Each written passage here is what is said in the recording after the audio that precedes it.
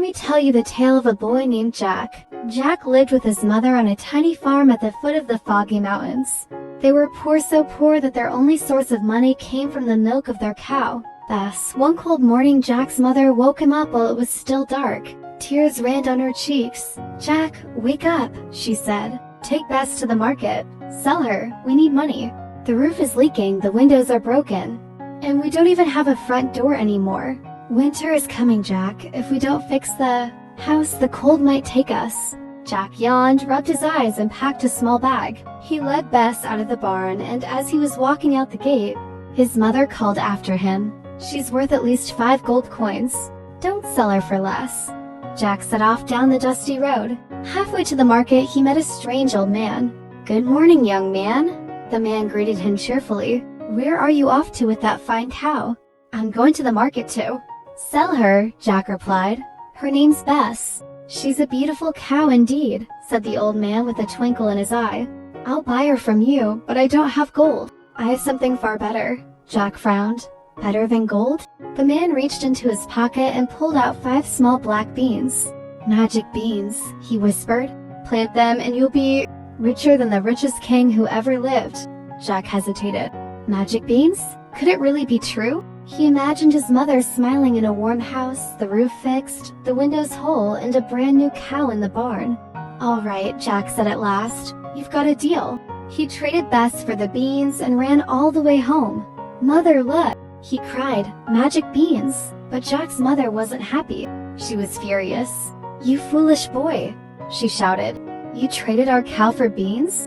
She snatched the beans and hurled them out the window, then sank by the fireplace and cried. Jack, heartbroken, shut himself in his room. What had he done? The next morning, sunlight peeked through Jack's curtains. He pulled them aside and gah! Outside, growing from the spot where the beans had landed, was a giant green beanstalk. It stretched up all the way to the clouds. "They really are magic," whispered Jack. His mother was still asleep, so Jack didn't waste a moment. He packed his bag and began to climb. Up into the sky he went, higher than the birds, into the soft white clouds dot at the top. Jack found a castle. A castle so big, even its front door was taller than a tree. Hungry and tired, he knocked twice. Knock, knock, a kind giantess opened the door. She was as big as a house, but her eyes were warm and her smile gentle. "Oh, you poor boy," she said. "Come in, you look like you need something to eat." She served Jack a big bowl of steaming vegetable stew. But before he could finish, stomp. Stomp. The walls "Oh no," whispered the giantess. "My husband is home. He hates humans. Quick, hide." Jack darted into the pantry just as a massive giant stomped into the kitchen. "Fee-fee-fo-fo. I smell a human man," the giant roared. "You smell stew," said his wife calmly. Nothing more. Satisfied, the giant sat down and pulled a small sack from his coat. He opened it and began to count. 1.2.3.4. 5 gold coins. Jack's eyes lit up. 5 gold coins. That was all he needed. When the giants left the room, Jack snuck out, grabbed the sack, and tiptoed away.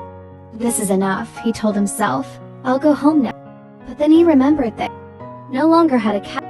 1 sack of gold wouldn't be enough for every dot, so Jack stayed. He followed the giant to the living room and hid under the couch. There, the giant opened a cupboard and took out a hen. "Lay," he commanded, and the hen laid a golden egg. Jack stared in amazement. A hen that lays golden egg. With that hen, he could buy not just 1 cow, but 50. When the giant left the room, Jack took the hen and put it into his bag. Still, he couldn't stop thinking about the old man's promise. Richer than the richest man in the world. One more treasure.